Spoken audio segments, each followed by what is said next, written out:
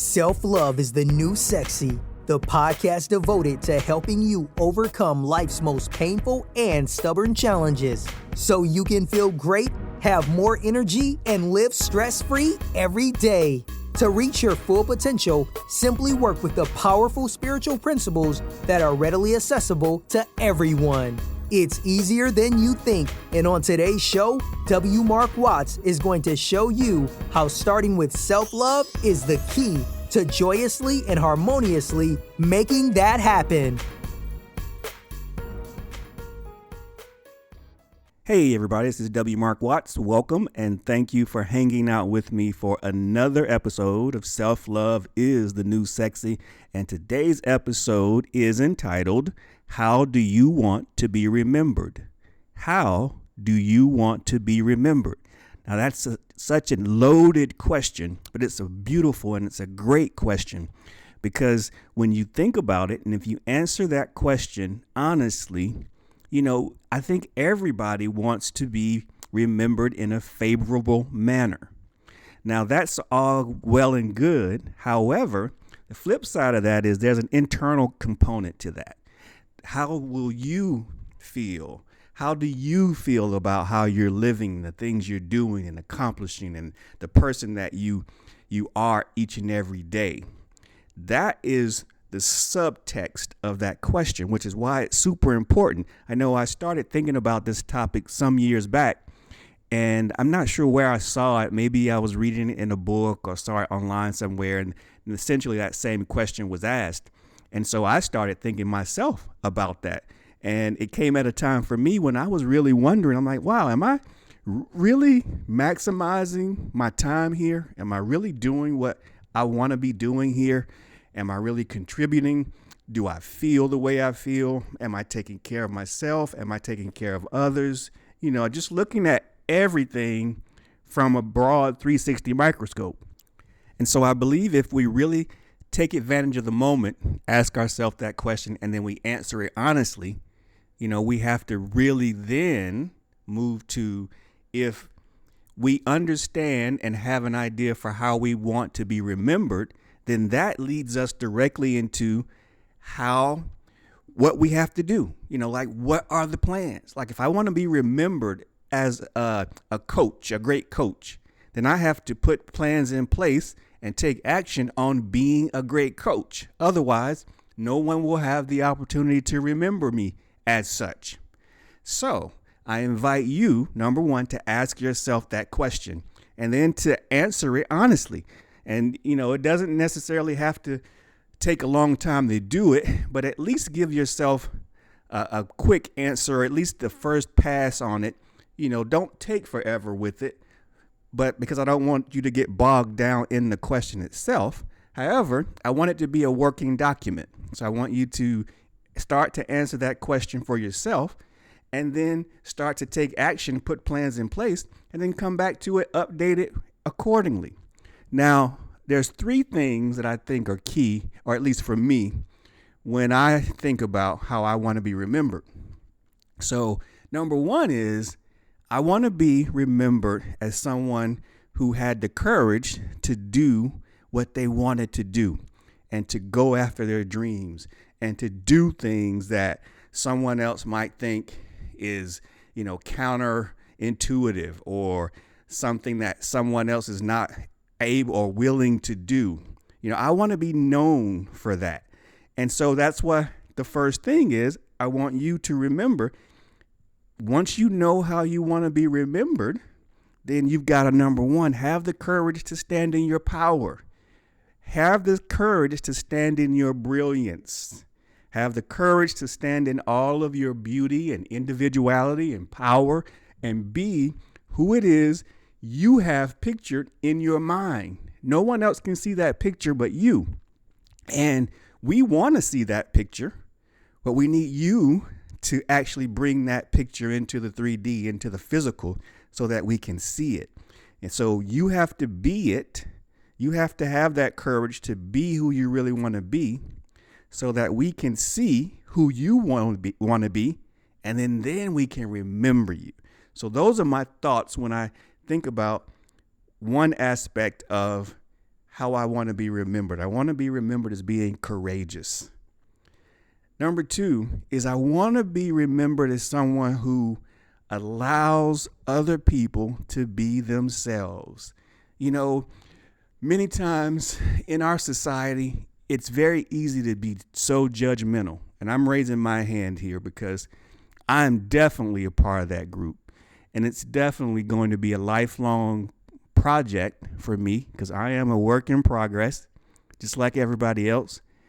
And what I've done is I've really making an effort to understand and to highlight the facts or the thoughts, my judgmental thoughts when they come up. When I'm thinking about someone shouldn't be doing this or shouldn't do that or shouldn't say this or they should be this way. You know, I really had to work on that.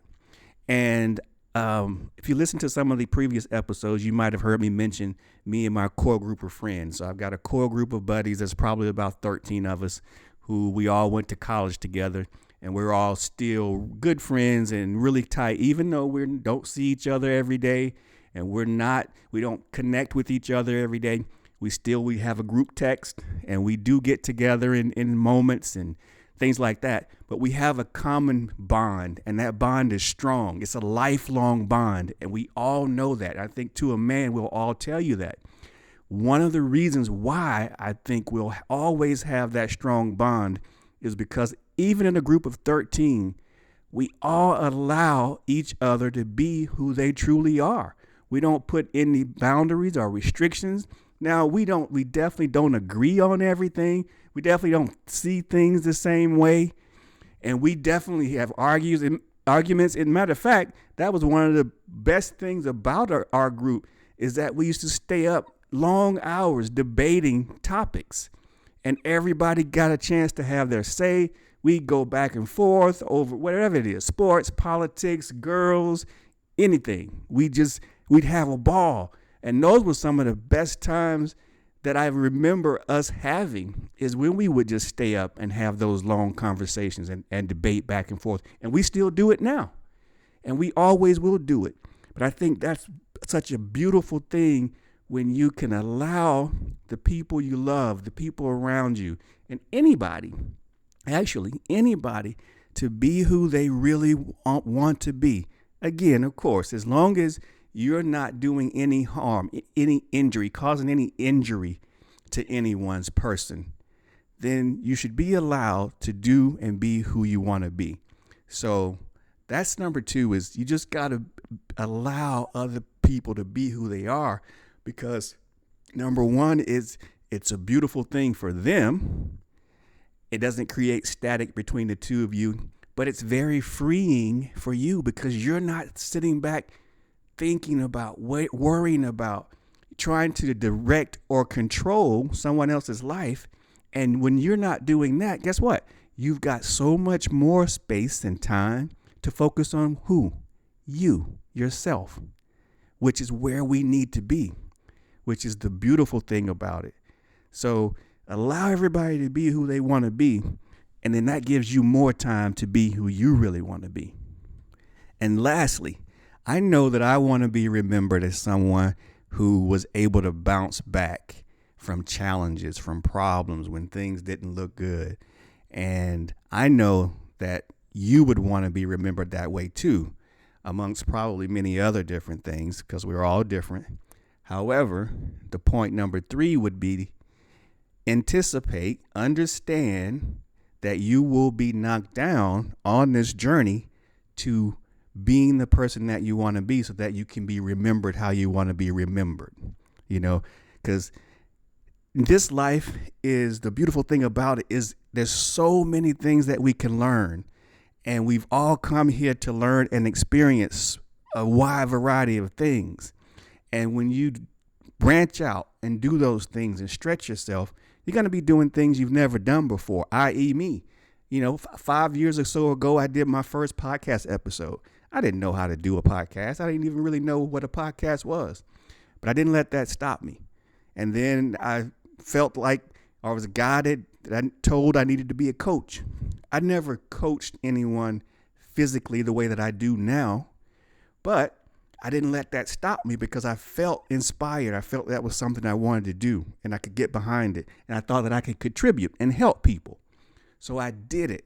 Those are just a couple of examples of things in my life over the last 5 years or so that I've come into that I'd like to be remembered favorably for. And I'm working constantly on being better and doing more and putting my all into those avenues.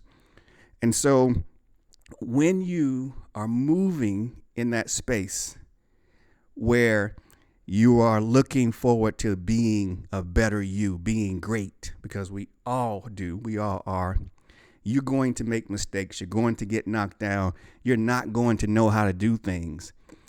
And that's okay. What we have to always remember is that we can get back up. We can recover. We can move forward. We can't let those bumps and bruises and the knockdowns stop us. I can't tell you how many times I've had major challenges in my life, mostly all self-inflicted. I'll admit it. However, I didn't let those things stop me. I got up, I figured out how to do it, figured out who could help me and got the help I needed so that I could move to that next step.